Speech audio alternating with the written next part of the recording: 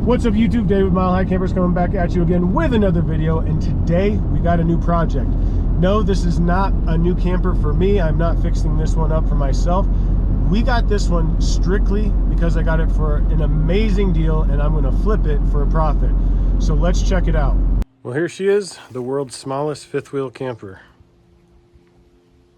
Look inside here.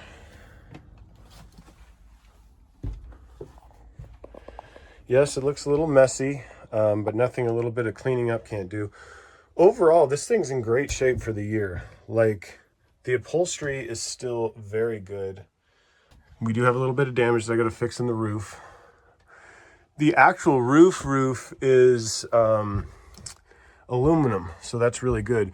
But what happened is the original owners, the skylights busted out and they did not take care of it. So it caused a little water damage in the roof, but the fact that it's an aluminum roof is good. First of all, I was very honest with the people that I got it from. I asked them if they wanted to clear any of their stuff out. They said no. I said, well, anything left in here, I'll just be selling on eBay, and they were totally fine with that. So I was very open with what my intentions were. So what I want to do is replace some of this roof here. I might replace the carpet on the floor. Other than that, I'm just going to clean this thing up. And from what I understand, it's fully operational except for the heater. So if all those things work, guys, this thing is still worth some money, even though it is older. I mean, campers are very popular in my area, and the retro stuff is coming back. So once again, take a look at how it looks now. You'll see it when I get done.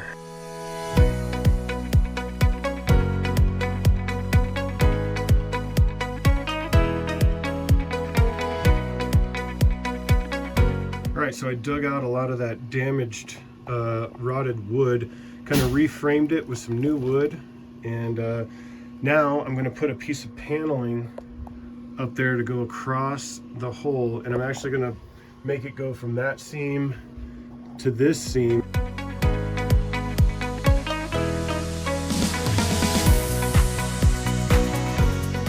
Alright guys, got the paneling in and got it all painted.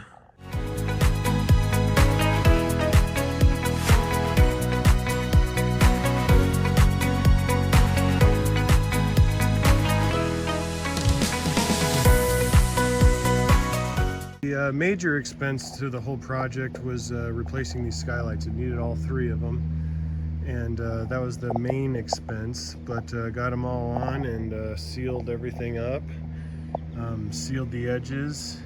The next thing I did here, guys, is I replaced the propane regulator. Put a brand new one on here. I just felt it was safer.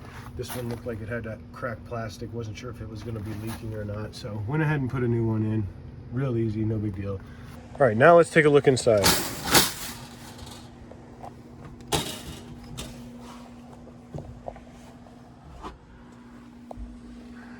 If you recall, the roof, or the ceiling, got it all repaired.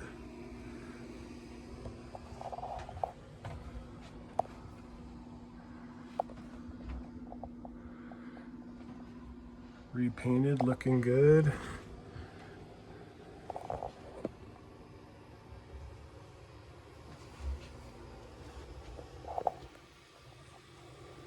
Got it all cleaned up.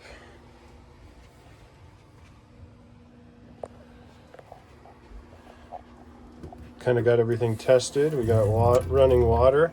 The pump works good. And then I also tested the oven as well as the range here, and all of it is in good working order. The fridge is working, and then just kind of got everything cleaned up. So it's looking pretty good.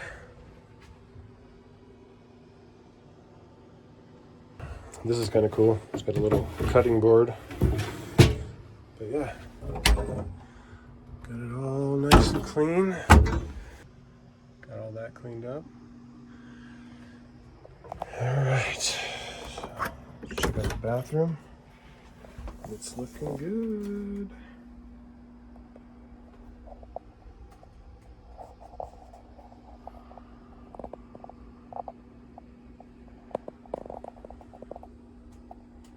And I did test the toilet as well, and it is good working order.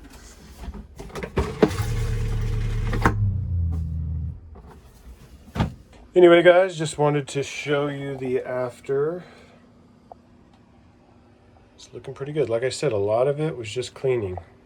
Truth be told, guys, I'm always on the hustle, okay? I've always had a side hustle, and I'm always looking for opportunities out there where I can make a little money doing something fun that I like to do on the side. There are always deals that can be found on Craigslist, Marketplace, OfferUp. You just have to really kind of continually be checking back, trying to find them. It always amazes me when I go to look at something and the people that are selling the item have put no effort into cleaning it up or even taking good pictures. Sometimes you can find a good deal because the ad is so bad that it just deters people from even going and looking at the item. The very first boat that we got was exactly that. It was one picture. It was terrible. I almost thought the ad was fake.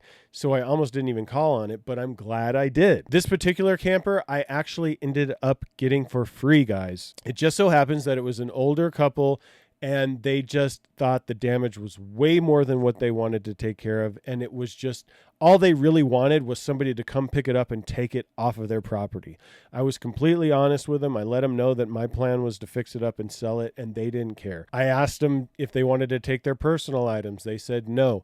I said, well, I'm probably going to end up selling that kind of stuff on eBay. It's the classic one man's trash is another man's treasure. And those deals are out there, guys. You just got to look for them. Now, I don't always get stuff for free, but in this case, I was able to pick this camper up for free. Now, after it was all said and done, after selling some of the items that were in the camper on eBay and actually buying the materials to kind of get it fixed up, I ended up spending a total of $377. And what was really cool is I ended up selling it for $3,500.